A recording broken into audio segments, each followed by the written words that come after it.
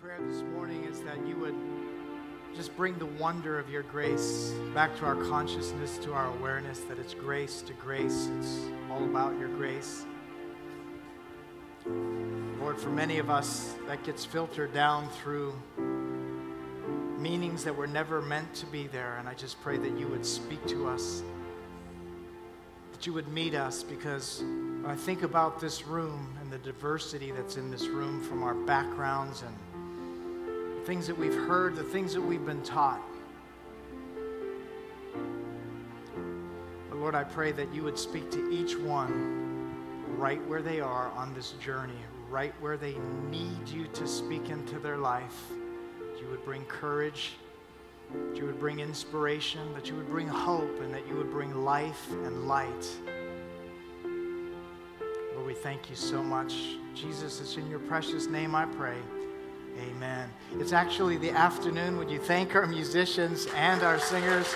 That was awesome. Thank you so much.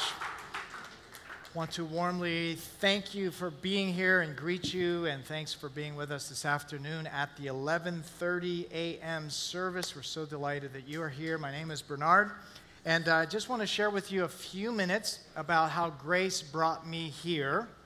I'm not the only one on the platform. A little bit later, my friend Lima will come up here, and she's going to be sharing with you as well.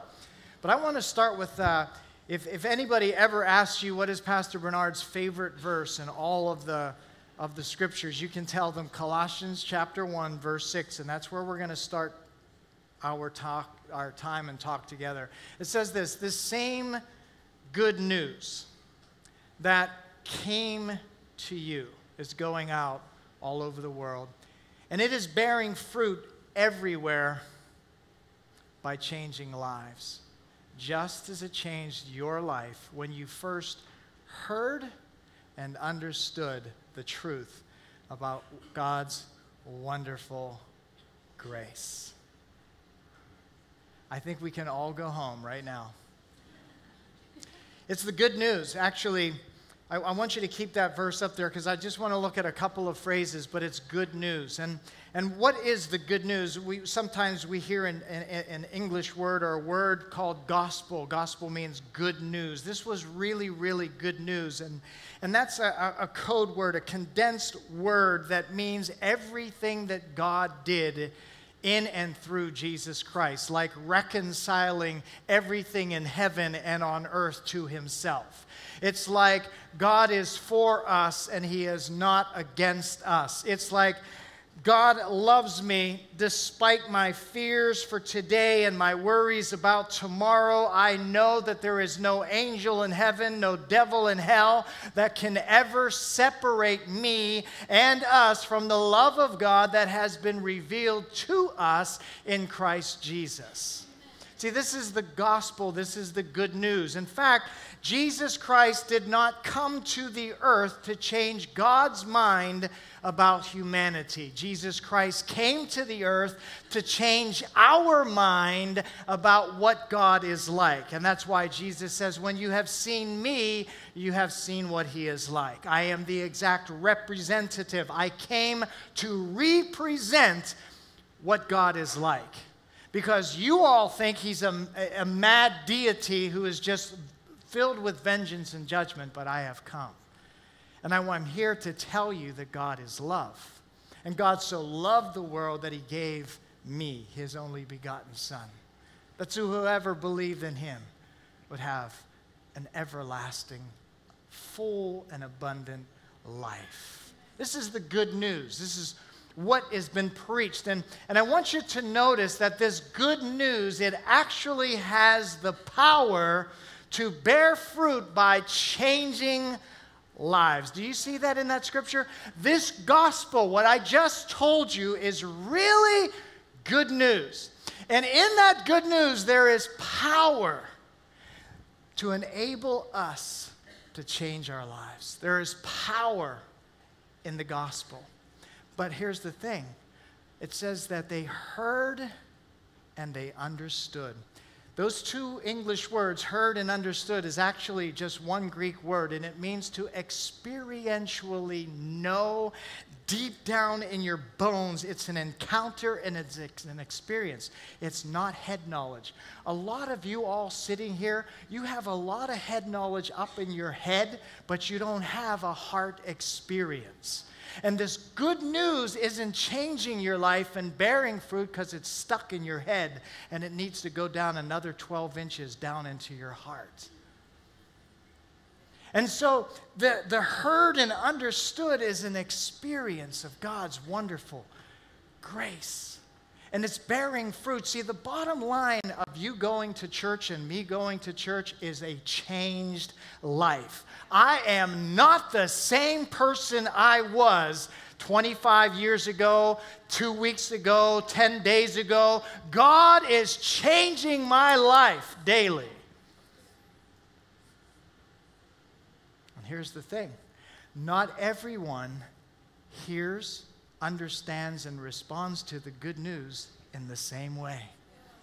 Jesus told a story about the hearers of this good news. He said this good news gets sown into soil. And some of that good news, it just falls on the path and it does nothing. It bears no fruit. It's like it goes in one ear and out the other. Bahasa Indonesia, masuk kanan, keluar kiri. Thank you. And some, he says, others fell on soil, but that good news gets choked out because there's so much worry and so much fear and so much concern and for my daily struggles and just the struggle is real and it just chokes out the good news. There's no room for the good news. And so not everybody sees and understands or hears and understands the same way. And once again this morning, this good news is going out. And it's bearing fruit by changing lives. But not everybody hears the good news. And if you've been coming to church, and if you've been coming to this church long enough, this isn't the first time I've said these things. And people say, can't you preach something else? All you tell us is about God's love and His grace. And we get bored. We've heard this all before. It's like I was talking to Sherry, and Sherry is one of our, the Collective Institute students, TCI. Shout out for TCI. Sherry is studying for her master's degree. She's one of our students at TCI, and she actually is from Kenya. And in Kenya, there are people literally around the world, ladies and gentlemen, that get on airplanes, spend thousands of dollars to fly to Kenya to Masai Mara Game Reserve. They go there, and there's other game reserves. And what I mean by game reserves is the big five: the elephant, the leopard, the lion, the buffalo, and the giraffe. That was my giraffe right there. People literally, is anybody in this room, you've gotten on an airplane, you've flown to Kenya to go see the big five in their natural environment, and you've seen the lion grab the zebra by the throat and rip its throat out and eat it. Did you ever do that? One person. There was only one person in the 10 o'clock service that admitted it, and I don't know why. I think because you think it's a setup that I'm going to disgrace you, but that's not my point. It's actually people around the world spend thousands of dollars to go there to look at it. Now, here's the interesting thing. Sherry says Kenyans don't want to go to the game reserves. You know why? Because they've seen it all the time. And so now the Kenyan government has to beg, plead, advertise, and give vouchers to Kenyans to go to this beautiful game reserve. What's the point of the illustration? I think sometimes as Christians we forget the good in the news. I think we forget, and we don't have the all and the wonderful news of God's wonderful grace that has the power to change our lives, because the bottom line, my brother and my sister, is your life changed. That's both an event and that is a process. My life has changed, but I know that I'm changing every day. See, this is the gospel. And not everybody hears it, not everybody understands it, and not everybody responds in the same way to this beautiful, beautiful good news. Now, I just want to, how does change happen? Why would I change? Why would you change? What motivates us? And I love this quote. It's a foundation for me from Richard Rohr, and it says this: most of us, especially if you come from a religious background, most of us were taught that God would love us if and when we changed. When in fact, God loves us so that we can change. What motivates us, what gives us the desire to change, to be more loving, to be more generous, to be more grateful, to be a better person, to be a better friend, to be a better spouse, to be a better father, to be a better mother, to be a better son, to be a better daughter. Did I already say daughter? What is it? It's God's love. It's the good news that has the inherent power to change our lives from inside out, to give us a different perspective. This is the gospel. But for many of us, do we receive that love? Is that love motivating us to change? For some people, it's both love and it's pain and suffering causes us or gives us the motivation to change. It's pain and suffering. It's like our human bodies. Our human bodies are magnificently made in God's image and His likeness. God has knit us together amazingly. He's put this machine together. And what's amazing about it is when something is unhealthy in your body, there is a symptom. A symptom like pain, a symptom like a fever, a symptom like swelling, and that pain is there to get your attention. Because if you ignore the pain long enough, depending on the type of the pain, it could kill you. So the pain is there to hurt you in order to help you pay attention to the pain in order to fix it. The pain is there to hurt you in order to help you address the pain. And you have to ask yourself, where is the pain in my life? Because it might be hurting me in order to help me make the necessary changes. And what we're here this morning to say, it's not just you on your own, but God's wonderful grace is there to help you make the change. To make the change. What does that change look like? Well, it's in Ephesians chapter 4, and it says this, and just drop down to verses 15 and 16. It says, we speak the truth in love, growing. Another word for growing, synonymous with growing, a synonym of growing is changing. In every way, more and more like Christ. More and more like Christ. What was He like? Sacrificially loved people, gave Himself, served, wasn't trying to impress, seek people's affection. He was there to serve. It says, we're growing more and more like Christ, who is the head of the body of the church. And then he goes on. He makes the whole body fit together perfectly as each part does its own special work. It helps all the other parts grow. What does that look like? So that the whole body is, here it is, healthy and growing and full of love. I am the dad of a 22-year-old young lady named Hannah. She's my daughter.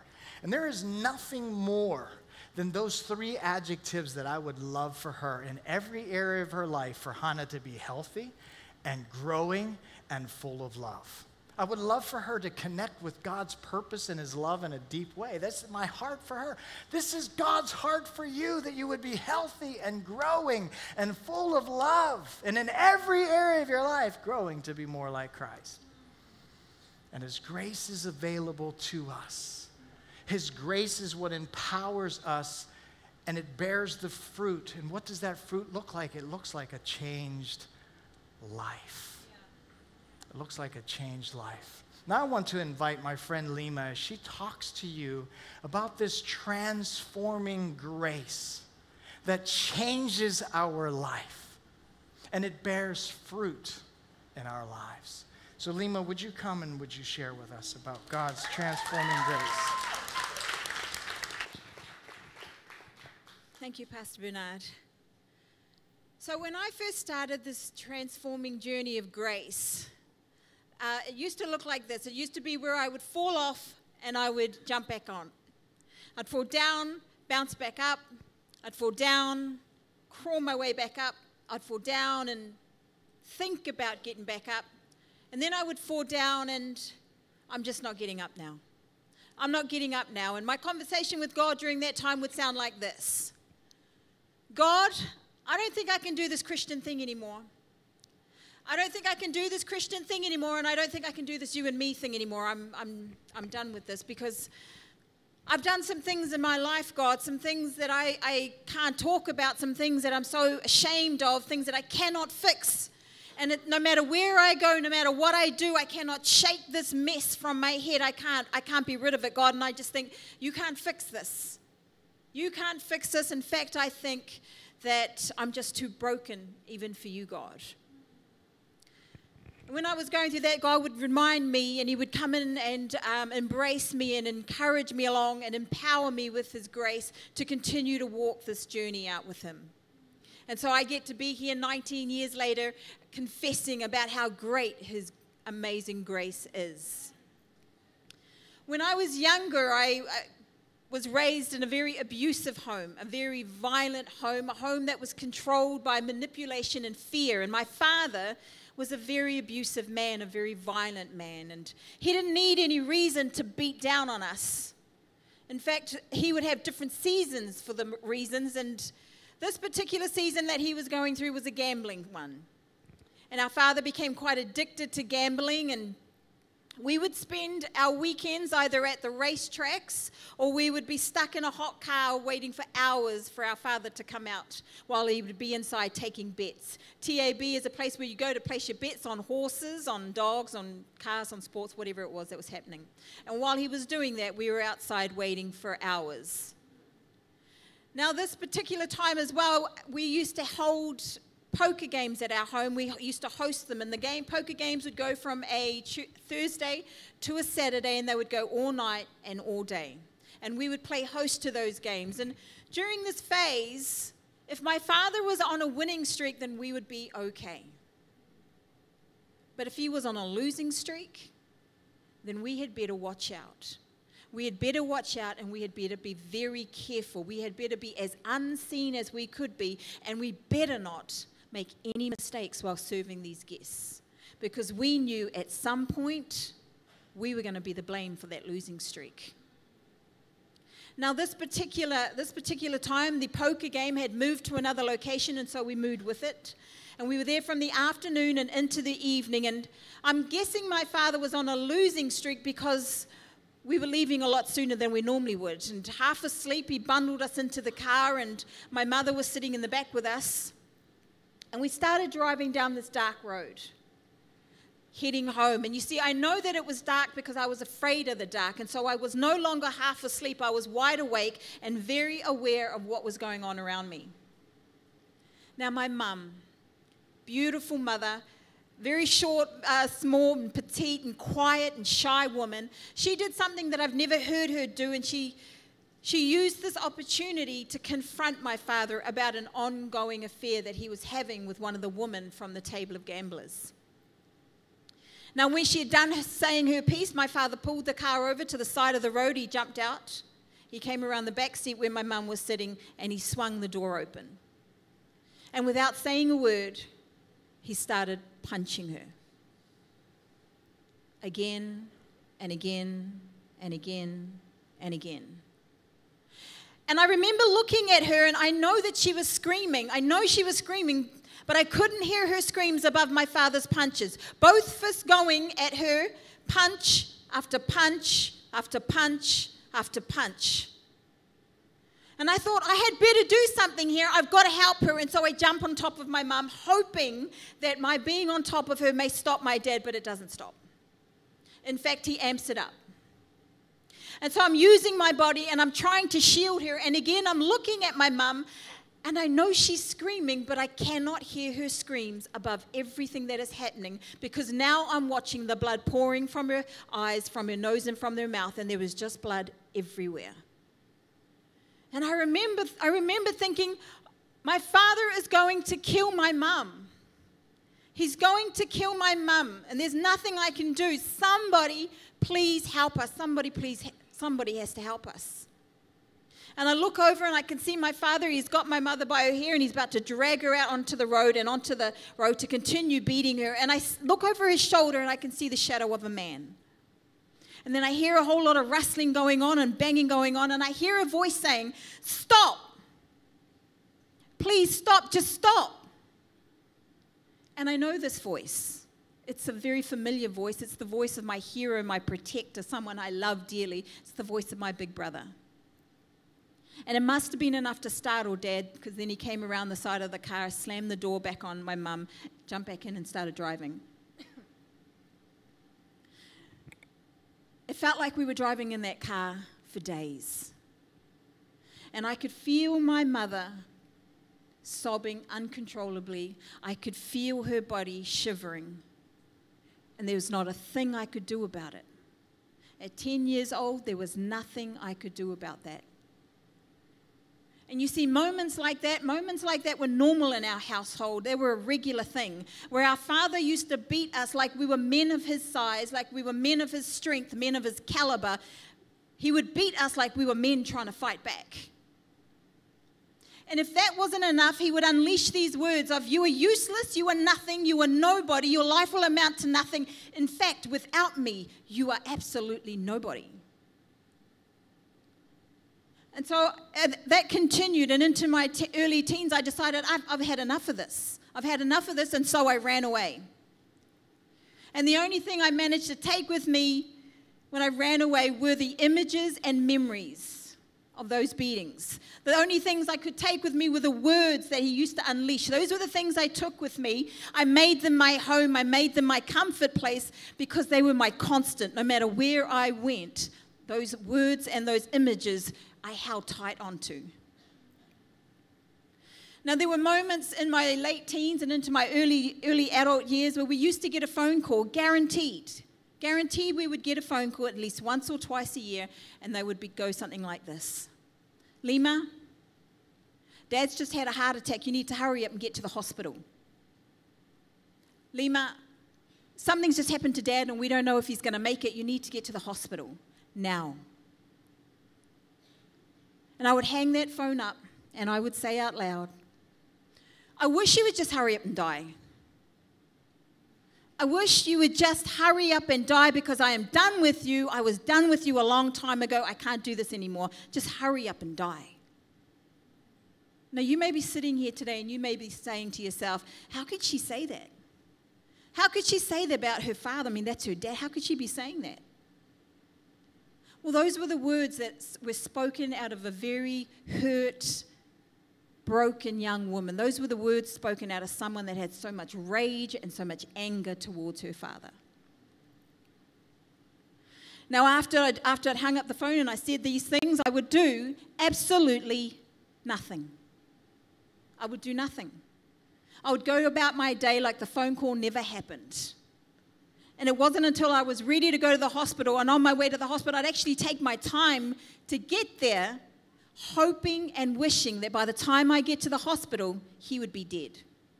He'd be dead because I'm just done pretending to love him. I'm done pretending to care. I'm hoping and wishing he would no longer be there when I got there. Now, you see, during this time, my life, it's just spun out of control. In fact, I had no control. I had no more control over my life. It just raveled and unraveled and unraveled way out of control. And I can say to you today, there is no way that I should still be standing here. I actually should be in some shallow, unmarked grave somewhere, or I should be in a psych home, because things were just so messed up. Things were just a complete mess. However, God's hand was on me, and I didn't know him then, but his grace was continue to pursue me.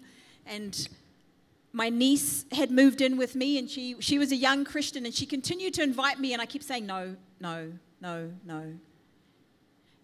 However, her invite just started to wear me down, and I finally went along to church one day, and I encountered God. And now this is where my transformation journey really takes a hold of my heart, because this is where I discover that God's grace comes into those dark and broken places, and it empowers me to walk this journey out with him. One of the first things he was starting to challenge me was with the forgiving of my father, saying, I need you to forgive your father, Lima, and not only do I need you to forgive him, I need you to love him. You know, he said that, and I raised my hands, and I took a step back, and I'm saying, God, I don't think you understand what you're saying here, God. I don't think you understand what you're asking me to do here. You're asking me to forgive him. You did see him beat me, right? You saw how he used to beat me, right? You did hear those words he used to say to me, right? Useless, worthless, nothing. You heard those words. But God, you're not just asking me to forgive him. You want me to love him too? Sorry, God. I can't do it. I can't do what your grace is calling me to do here, God. I cannot do it. I'm sorry. And he replied to me by saying, Lima, what I need you to do is surrender over those rights that you are holding, the rights to that pain that you are holding. I need you to surrender over the people that you are holding accountable to that pain. And I need you to surrender over those words and those old truths that you are believing, that you are holding on to. I need you to surrender those words over to me. Taking another step back, my head's spinning, and I start spinning out on God, and I'm like, if I surrender over the rights to this pain, God, who am I? If I surrender over this brokenness and all these people who have hurt me, I'm holding them accountable, who am I if I surrender them over to you, God? Because I have held these things on all my life. These things have been my constant. They are my home. I identify with these things. These are a part of me. But now you're asking me to surrender these things over to you? Who am I supposed to be, God? His very simple answer, very simple. You are my daughter. You are my daughter. Beautiful words, yeah? I take a step back again and I'm saying, God, yeah, those are beautiful words, very beautiful words. And those words hold so much weight. Those words to me mean love, validation, and belonging. Those are great words, God. However, I cannot be that, God. I cannot be what your grace is calling me to be because I don't know what it is to be a daughter. Because I can be broken and I can be hurt. I can be angry. I can be rejected. I can be worthless, useless, nobody. But to be your daughter, I don't think I can do that, God. I'm sorry, God, I can't do what your grace is calling me to do. In fact, I think I'm going to let you down, and I'm just not good enough. And Grace replies again by saying, I need you to surrender over that pain that you are holding. I need you to surrender those rights to me. I need you to surrender over the rights that you are holding those people accountable to that pain. And I need you to surrender over those lies and those old truths that you have called your home, that you call your comfort place. I need you to surrender them to me. And then I need you to walk in the truth and the light of who I am. I am love.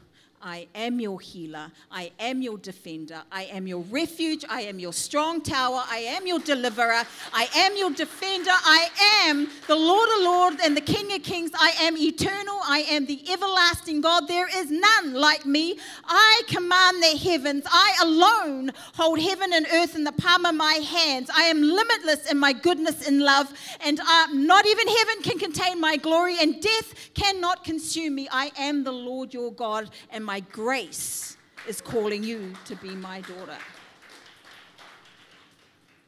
Now that's when my heart took a hold of those words, and I discovered I can walk this journey of forgiveness and love out. I can do this. Roughly about 10 years ago, my father encountered God and gave his heart to God and was able to walk out his own journey of restoration and forgiveness. Yeah. And about 5 years ago, or just over 5 years ago, I was in hospital going in for major surgery, and I got a phone call. Lima,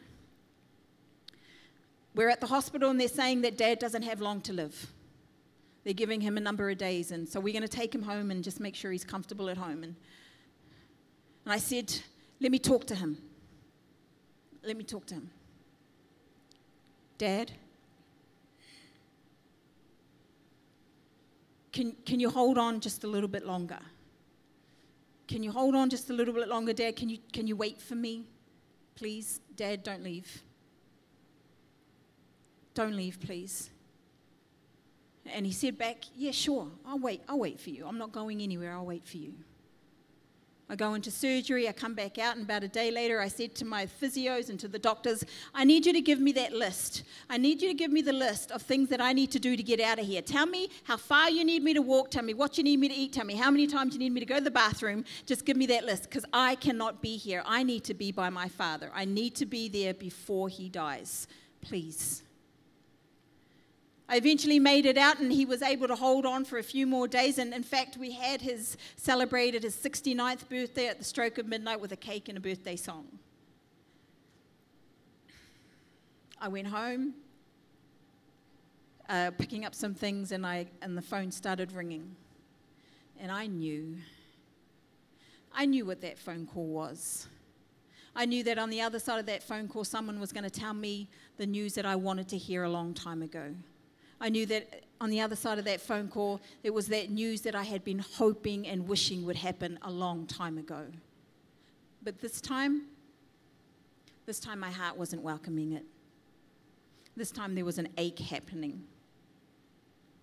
And without me knowing, I had become the thing that God's grace had called me to be in the supernatural. I was now grieving like a daughter for her father.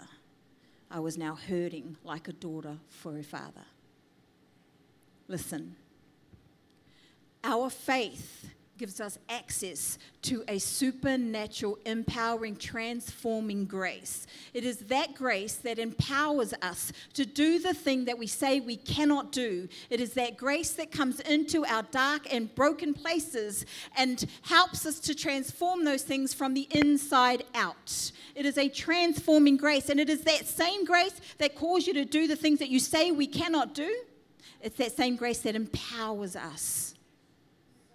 Now, hand on heart, I can say to you today, my life is a big part. It's a big part of my life, my past, I should say.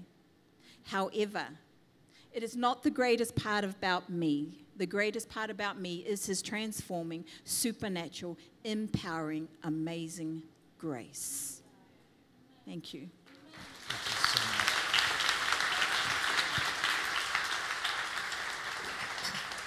Thank you so much, Lima. This same good news about God's wonderful grace has gone out all over the world, and it is bearing fruit everywhere by changing lives, just like it changed Lima's life in New Zealand. That same transforming, empowering grace is in Jakarta this morning. It's gone out all over the world, and it's changing lives just like it changed your life from the first time you heard it and understood about God's wonderful grace. Lima has shared just a tiny snippet of her encounter with God's grace. She's actually written a book, and it'll be available to you. We have a table in an area where she's signing these books, and it's an absolute testimony of God's wonderful grace at work in a person's life that transforms and empowers to be everything God's called you to be and to do everything God's created you to do. That same grace is available to you. Now, some people are going to hear a message like this and you're in denial. But it takes a step of faith to acknowledge that I am in pain. It takes a step of faith. As I told you, pain is there to hurt you in order to help you to address the pain. God's grace is here to help you in whatever area of your life, to empower you to make the changes that He wants you to make and that you want to make. Now, just as Jesus told that story of the different responses to His grace, I am here to tell you this afternoon that no one in this room but you can change the soil of your heart, the receptivity, and no one can respond to God's grace for you. It's something that you do individually. I can encourage you. Lima can stand up here and encourage you and inspire you with how God's grace has impacted her. But it's your call. It's your choice. It's your heart. It's your life. If you would give me the honor, I would love for you to close your eyes so that I can just pray for you and pray for all of us. Lord, I ask you that every single person in this room would open their heart to you, that this wonderful news of your amazing, life-transforming, empowering grace that has come to us, that is available to us, that you would help us to take the next half step, that you would open our hearts, that you would enable us to respond and to say, Jesus, I need you. Lord, there's pain in my life, and I now understand that that pain is there to hurt me, but it's there to help me to address these things in my life. And today I'm asking you to help me.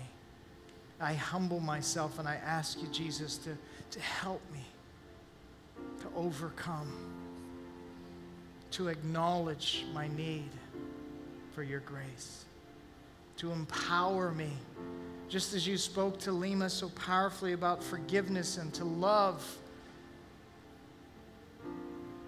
And she backed away and threw up her hands and said, you don't know what you're asking. I can't do that. And you said, surrender, surrender.